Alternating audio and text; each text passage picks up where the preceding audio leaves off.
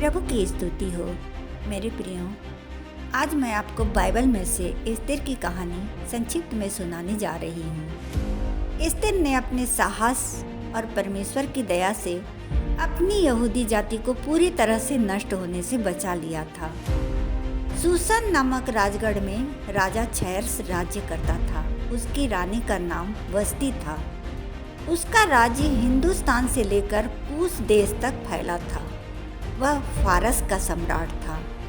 अपने राज्य के तीसरे वर्ष में उसने अपने राजसी वैभव और धन दौलत के प्रदर्शन हेतु अपने हाकिमों और कर्मचारियों और प्रजा के लोगों को भोज दिया। रानी वस्ती ने भी राजा के भवन में स्त्रियों को भोज दिया।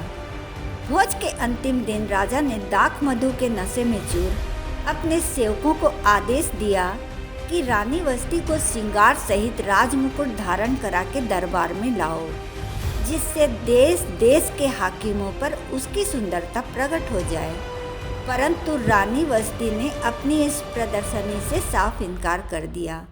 तब राजा रानी वस्ती पर क्रोधित हुआ और पंडितों को बुलवा कर पूछा, रानी वस्ती ने राजाज्ञा का उल्लंघन किया है, तो नीति के अनुसार उसके साथ क्या किया जाए?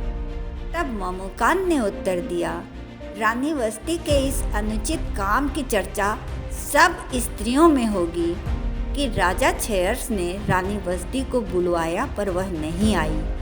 तब वे भी अपने अपने पतियों को तुच्छ जानने लगेंगी। इसलिए यदि राजा को स्वीकार हो तो रानी वस्ती का पद किसी और को दे दें जो उससे अच्छी हो।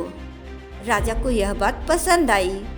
तब उसने प्रत्येक प्रांत में प्रत्येक जाति की भाषा में चिट्ठियां भेजी कि सब पुरुष अपने अपने घर में अधिकार चलाएं। कुछ दिनों बाद जब राजा का क्रोध शांत हुआ, तब जो आज्ञा उसने निकाली थी उसे स्मरण किया और राजा के सेवक उसके लिए सुंदर और जवान कुंवारियां ढूंढने लगे। और सब राज्य और प्रांतों की कुंवारी लड़कियां राजा के रनिवास में इकट्ठे करके राजा के खोजे हेगे को सौंपे गए, ताकि जो कुंवारी राजा को भाए वह रानी वस्ती की जगह पटरानी बनाई जाए। सूसनगढ़ में ही मोर्दके नाम का एक यहूदी रहता था। वह उन बंदियों के साथ यरूशलेम से बंधुआई में लाया गया था जिन्हें बेबीलोन के राजा नबूकदनेस्सर यहूदा के राजा यकोन्याह के संग बंदी बनाकर लाया था। उसने अपनी चचेरी बहन का पालन पोषण अपनी बेटी की तरह किया था, क्योंकि वह अनाथ थी परंतु बहुत ही रूपवती थी। सूसनगढ़ की सभी कुंवारियों के साथ एस्तेर भी राजा क्षयर्ष के रनिवास में पहुंचाई गई। तब स्त्रियों के प्रबंधक हेगे को वह पहली ही नज़र में राजा के योग्य लगी और उसने एस्तेर के लिए विशेष प्रबंध किया। वहाँ सभी साधारण लड़कियों को राजसी रहन सहन सिखाया जाता था।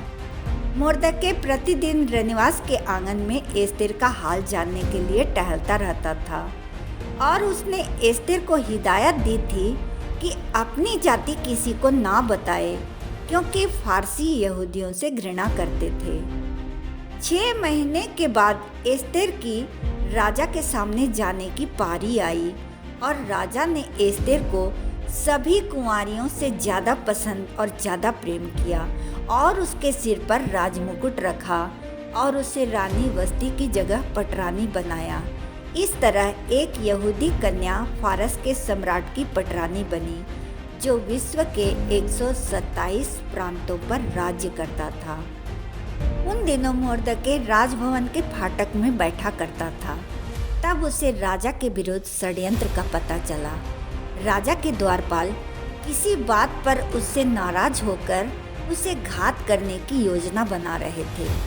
यह बात मोर्दके ने रानी एस्तेर को बताई और एस्तेर ने राजा को, और राजा ने जांच पड़ताल की तो इस बात को सच पाया और उन दोनों कर्मचारियों को फांसी पर लटकवा दिया। इन बातों के बाद राजा क्षयर्ष ने हामान नामक व्यक्ति को अपने सभी हाकिमों से ऊंचा पद दिया और अपने सभी कर्मचारियों को उसे झुककर दंडवत करने की आज्ञा दी और सबने राजा की आज्ञा अनुसार किया। परंतु मोर्दके न तो उसके सामने झुकता था न दंडवत करता था, और इस बात ने हामान को बहुत ही क्रोधित किया। परंतु उसने केवल मोर्दके को सजा देना अपनी शान के खिलाफ समझा। उसे मोर्दके की जाति पता चल गई थी, इसलिए उसने पूरी यहूदी जाति को नाश करने की योजना बनाई। हामान तो पूरी यहूदी जाति का बैरी बन गया था। उसने राजा से कहा, तेरे राज्य के सब प्रांतों में रहने वाले देश देश के लोगों के बीच एक तितर बितर और छिटकी हुई यहूदी जाति रहती है। उनके नियम और सब लोगों के नियमों से अलग हैं और वे राजा के कानून पर नहीं चलते। इसलिए यदि राजा को स्वीकार हो तो उन्हें नष्ट करने की आज्ञा लिखी जाए, और मैं राज भंडार के लिए 10,000 किंकार चांदी भर दूंगा। राजा ने तुरंत अपनी अंगूठी उतारकर हामान को दे दी और कहा, तू उनसे जैसा तेरा जी चाहे वैसा ही व्यवहार कर। तब हामान ने राजा के लेखकों से हर एक प्रांत की भाषा में राजा की ओर से पत्र लिखवाया और राजा की अंगूठी की छाप लगाकर सब प्रांतों के प्रधानों और देश देश के हाकिमों के पास भिजवा दिया। पत्र का विषय यह था कि एक ही दिन में बच्चों से लेकर बूढ़ों तक हर यहूदी मार डाले जाएं और उनकी धन संपत्ति लूट ली जाए। जब मोर्देके को यह बात पता चली तो उसने अपने वस्त्र फाड़ डाले और टाट पहन राख डालकर राजभवन में प्रवेश करना चाहा, परंतु टाट पहनकर फाटक के भीतर तो किसी को जाने की आज्ञा नहीं थी। इधर जिस जिस प्रांत में राजा की आज्ञा का पत्र पहुंचा, वहाँ यहूदी रोने पीटने लगे और बहुत से लोगों ने टाट पहनकर राख डाले हुए पड़े रहे। एस्तेर रानी को यह खबर अपनी सहेलियों और खोजों से पता चली तो वह भी शोक से भर गई, क्योंकि वह खुद एक यहूदी थी। उसने अपने सेवक को मोर्दके के पास सारा मामला मालूम करने को भेजा। मोर्दके ने उसको सब कुछ बता दिया कि किस तरह हामान ने यहूदियों का नाश करने की अनुमति पाने के लिए राज भंडार में 10,000 किंकार चांदी भर देने का वचन राजा को दिया है। फिर उसने पत्र की एक नकल एस्तेर को दिखाने के लिए दी और उससे कहा कि एस्तेर राजा के पास जाकर अपने लोगों के लिए गिड़गिड़ाकर विनती करे। सेवक ने सारी बातें एस्तेर रानी को कह सुनाई, परंतु एस्तेर तो 30 दिन से राजा के द्वारा नहीं बुलाई गई थी और राजा की आज्ञा बिना कोई भी राजदरबार में चला जाता तो उसे मृत्यु दंड मिलता था। केवल वही जा सकता था जिसकी ओर राजा सोने का राजदंड बढ़ाता था। यह बात सेवक द्वारा मोर्दके को पता चली। तब मोर्दके ने एस्तेर के पास कहला भेजा, तू यह न सोच कि राजभवन में रहने के कारण सब यहूदियों में से तू बच जाएगी। तू ही अपने लोगों की रक्षा कर सकती है। शायद ऐसे ही कठिन समय के लिए तुझे राजपद मिला हो। तब एस्तेर ने मोर्दके के पास कहला भेजा, तू जाकर सुसनगढ़ के सभी यहूदियों को इकट्ठा कर और तुम सब मिलकर मेरे लिए 3 दिन 3 रात का उपवास करो, और मैं भी अपनी सहेलियों सहित उसी रीति से उपवास करूंगी, और ऐसी ही दशा में मैं नियम के विरुद्ध राजा के पास भीतर जाऊंगी, और यदि नाश भी हो जाऊं तो हो जाऊं। तब मोर्दके चला गया और एस्तेर की आज्ञा अनुसार ही उसने किया। मेरे प्रियो, इस पुस्तक को पढ़ते समय आपको यहोवा परमेश्वर का नाम कहीं भी नहीं मिलेगा, परंतु उसकी उपस्थिति का अनुभव आपको अवश्य ही होगा। यहूदी उस समय अन्य जातियों के देश में बंधुआई में थे। संभवतः वे खुलकर परमेश्वर की उपासना नहीं कर सकते थे, परंतु फिर भी उन्होंने एस्तेर रानी का साथ दिया। और जब एस्तेर तीसरे दिन अपने राजकीय वस्त्र पहनकर राजभवन में राजा के सामने जा खड़ी हुई, तब राजा उसे देखकर बहुत प्रसन्न हुआ और सोने का राजदंड उसकी ओर बढ़ाया और उससे पूछा, हे रानी, तुझे क्या चाहिए? तू क्या मांगती है? मांग, और तुझे आधा राज्य तक दिया जाएगा। एस्तेर ने कहा, यदि राजा को स्वीकार हो तो हामान को लेकर उस भोज में आए जो मैंने राजा के लिए तैयार किया है। तब राजा ने एस्तेर का निमंत्रण स्वीकार किया और हामान को साथ ले भोज में आया। वहाँ राजा ने दाख मधु पीने के समय फिर रानी से पूछा, हे रानी, तू क्या मांगती है? तेरा जो भी निवेदन है वह पूरा किया जाएगा। एस्तेर ने कहा, यदि राजा मुझसे प्रसन्न है और जो वरदान मैं मांगूं वह राजा देना चाहे तो कल फिर हामान के साथ भोज में आए, तब मैं राजा के वचन के अनुसार करूंगी। हामान तो मन ही मन इस बात से बहुत खुश हो रहा था कि एस्तेर रानी ने मुझे छोड़ और किसी को भोज का न्योता नहीं दिया। परंतु जब उसने राजभवन के फाटक में मोर्दके को देखा, जो उसे देखकर न तो खड़ा हुआ न झुका, तो उसका मन क्रोध से भर गया। परंतु वह सब्र के साथ घर गया और अपने मित्रों और अपनी पत्नी को सारी बातें बताई। तब उन्होंने उसे सलाह दिया कि 50 हाथ ऊंचा फांसी का एक खंभा बनाया जाए और सवेरे राजा से कहना कि उस पर मोर्दके को लटका दिया जाए। तब राजा के संग आनंद से भोज में जाना। तब हामान ने ऐसा ही किया। उस रात राजा को नींद नहीं आई। तब उसने अपने सेवकों को इतिहास की पुस्तक पढ़कर सुनाने को कहा और उसमें लिखा हुआ सुनकर उसे स्मरण आया कि मोर्दके ने द्वारपालों के षड्यंत्र से उसकी जान बचाई थी।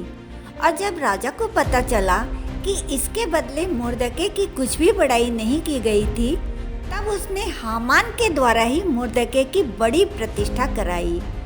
इस बात से बहुत ही खिन्न होकर वह अपने घर लौटा और अपने मित्रों और पत्नी को सारी बात बताई। तब उन्होंने उससे कहा, मोर्दके जिसे तू नीचा दिखाना चाहता है, यदि वह यहूदियों के वंश का है तो तू उसका कुछ नहीं बिगाड़ पाएगा। उसी समय राजा के सेवक उसे एस्तेर रानी के भोज में बुला ले गए। मेरे प्रियो, यहूदी भले ही 70 वर्ष की बंधुआई में अपने पापों के कारण थे, पर परमेश्वर ने उन्हें नहीं छोड़ा था और जो उसकी प्रजा को नाश करना चाहता था, परमेश्वर उन्हें ही नाश कर देता था। हामान नहीं जानता था कि अब उस पर क्या बीतने वाली थी। भोज में राजा ने दाख मधु पीते पीते फिर एस्तेर से पूछा, तेरी क्या इच्छा है? मांग, वह पूरा किया जाएगा। रानी ने कहा, यदि आप मुझसे प्रसन्न हैं तो मेरा निवेदन यह है कि मेरे लोगों को प्राण दान मिले। राजा को नहीं पता था कि एस्तेर यहूदी है, इसलिए उसने एस्तेर रानी से पूछा, वह कौन है और कहाँ है जो तेरे लोगों को मार डालना चाहता है? तब एस्तेर ने उत्तर दिया, वह विरोधी और शत्रु, यही दुष्ट हामान है। तब राजा क्रोध के कारण बारी की ओर निकल गया और इधर हामान भयभीत होकर एस्तेर के सामने झुककर अपने प्राणों की भीख मांगने लगा। उसी घड़ी राजा लौट आया और हामान को एस्तेर की ओर झुका हुआ देखकर भड़क कर कहा, क्या यह मेरे सामने ही मेरी रानी से बरजोरी करना चाहता है? राजा की यह बात सुनते ही हामान बंदी बना लिया गया। राजा के एक सेवक ने उससे बताया कि हामान के यहाँ 50 हाथ ऊंचा फांसी का एक खंभा खड़ा है, जो उसने मोर्दके के लिए बनाया है, जिसने राजा के साथ भलाई की थी। राजा ने कहा, उसको उसी पर लटका दो। तब हामान उसी खंभे पर जो उसने मोर्दके के लिए तैयार किया था लटका दिया गया। रानी एस्तेर ने मोर्दके से अपना नाता और अपनी जाति राजा को बता दी। तब राजा ने मोर्दके को हामान का पद और अपनी अंगूठी दे दी और हामान का घर बार रानी एस्तेर को दे दिया और रानी एस्तेर ने मोर्दके को उसके घर बार का अधिकारी बना दिया। फिर एस्तेर राजा के पांव पर गिरकर आंसू बहा बहाकर उससे गिड़गिड़ाकर विनती करने लगी कि जो चिट्ठियां हामान द्वारा यहूदियों को नाश करने के लिए लिखी गई थीं, उन्हें पलटने के लिए लिखा जाए। मैं भला अपने भाइयों का विनाश कैसे देख सकूंगी? तब राजा ने मोर्दके को कहा, तुम अपनी समझ के अनुसार यहूदियों को चिट्ठी लिखो और उस पर मेरी अंगूठी की छाप लगाओ। तब मोर्दके ने राजा की ओर से यहूदियों को पत्र लिखवाया कि सब यहूदी इकट्ठे हों और अपना प्राण बचाओ, और जिस जाति या प्रांत के लोग अन्याय करके तुम्हें या तुम्हारी स्त्रियों और बाल बच्चों को दुख दें, उनको घात करो और उनकी धन संपत्ति लूट लो। तब हरकारे राजा की आज्ञा से हर प्रांत और नगर को शीघ्र ही चले गए। मेरे प्रियो, इस तरह रानी एस्तेर ने परमेश्वर की दया से अपनी यहूदी जाति की रक्षा की और अपने शत्रुओं का नाश करवाया। इसी तरह परमेश्वर आज हमें भी कहता है कि संकट के दिन मुझे पुकार, मैं तुझे छुड़ाऊंगा और तू मेरी महिमा करने पाएगा। जैसे एस्तेर ने उपवास और प्रार्थना के साथ परमेश्वर को पुकारा और परमेश्वर ने अपने लोगों की रक्षा की। मेरे प्रियो, आज भी बहुत से मसीही परिवारों में एस्तेर प्रार्थना सभा का आयोजन किया जाता है। यह कहानी सिर्फ बाइबल में ही नहीं परंतु मादे और फारस की इतिहास की पुस्तकों में भी दर्ज है। परमेश्वर आप सभी को आशीष देवे। यीशु सहाय। जय मसीह की।